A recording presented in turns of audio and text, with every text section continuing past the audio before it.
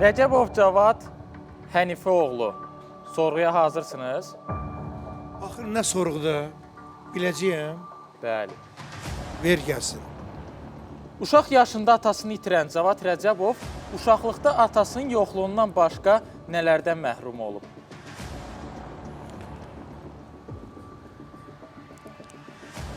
Mənim 4 yaşım olub, bacımın 2 yaşı, atamız dünyasını dəyişib. Allah rəhmət eylesin.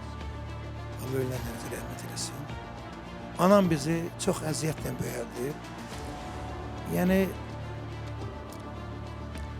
atasız bir övlad çox şeylərdən məhrum olur. Mən də çox şeylərdən məhrum olmuşam. Amma o vaxta qədər ki, məktəb vaxtı Allah Teala bu səsi, bu istedadı verib mənə. Ondan sonra olmuşam Cavad Rəcəbov. Rəhmətlik xalq artisti Teymur Mustafayevlə birlikdə toylara gedib nağara ifa etmişsiniz.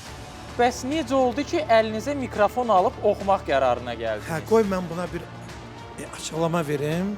Mənim balam, mən pionerlər vaxtı 1968-ci ildə mən oxuyurdum məktəbdə. Mən danışa bilmirdim, məndə biraz pəltəli vardı. Amma qiymətləri oxuya-oxuya alırdım. Və 1968-ci ildə Mirzə Fətəli Axundov adına Azərbaycan Opera və Balet Teatrında pionerlərin müsabiqəsində martın 24-də birinci il oxumaqdan. Həm nağara çalırdım, həm də oxuyurdum. Teymur Mustafayev də məni Lənkəranda gördü. Həm nağara çalmağımı, həm oxumağımı. Allah ona rəhmət eləsin. 1970-ci ildə məni özü ilə toylara apardı. Həm onu oxumaqda kömək edirdim, həm də ki, nağara ifa edirdim. Siz Azərbaycan estradasına fonoqramı, yəni plus minusu gətirən şəxssiniz. Bəli. Buna görə sizi qınayanlar olmuşdu. Yox, mən yəni indi deyə bilərəm ki, biraz qınayırlar, amma ki, onun nəyi pissi ki, mən onu o vaxtı, 70-ci illərdə mən minus pilosu, yəni kəşf elədim öz studiyamda və demədim ki, toyxananı başdan ayağa fonoqrama ilə oxusunlar mənim olan. Çox acınacaqlı vəziyyətdir.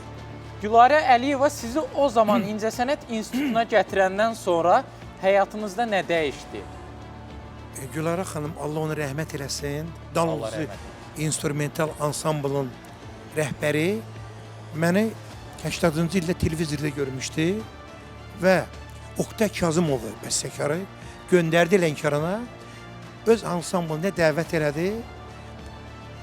Mütəmadilə mən onun ansamblında solist oldum və sonra İncəsənət Universitetinə daxil oldum. Bir müsahibənizdə demişsiniz ki, sizə qumbara ilə hücum ediblər. Nə olmuşdu? Yəni, Hadisə haqqında ətraflı danışa bilərsiniz. Ətraflı deyəndə ki, insan məşhurlaşa onun gözü götürməyənlər də çox olur. Belə bir şey olmuşdu ki, şükür olsun Allah salamat qaldı. Uzun müddət küsülü olduğunuz Qədir Qızıl Səslə bizim verilişdə telefonla danışıb barışdınız. Bəli. Ondan sonra heç qarşılaşıb və ya yenidən telefonla danışmısınız? Mən Zaura təşəkkür edirəm ki, bu kin küdürətli bizim aramızdan götürdü Qədirlə. Yəni, yaman da Hal-hazırda deməzdim. münasibət necədir? Yəni, o vaxtdan görüşməmişik. Siz söz verdiniz ki, biz bir verilişdə görüşüb. Münasibətiniz yaxşıdır. Münasibət yaxşıdır, əlbəttə ki. Hansı dostunuz sizi zarafatla rəhmətə getməyən adamın yasına göndərmişdi?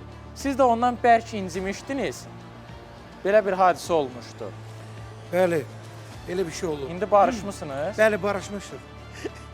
Necə olmuşdu? O, Elnur Valeh idi, Elnur Valeh.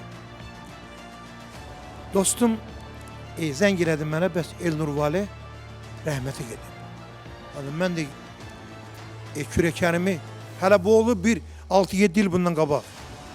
Deməli, mən də kürəkənimi götürdü, ağlaya-ağlaya, qırğın qiyamat gəldi, gördü, doğrudan da çadır qurulub. Adı bu rəhmətə gedib. Bir dördü Elnur Varət dəstəsi ilə çıxdı. Sən demə bu Məşəddən gəlirmiş. Nə vaxt sən nəvənizlə görüşmək ümidiniz var, yoxsa kitabı təmiz bağlamışsınız? Xeyr. Kitab açıqdır. Ta ki mən buraxmışam zamanın öhdəsinə. İnşallah o da düzələr. İnşallah. Çox sağ olun, suallar bitdi. Nə gözəl.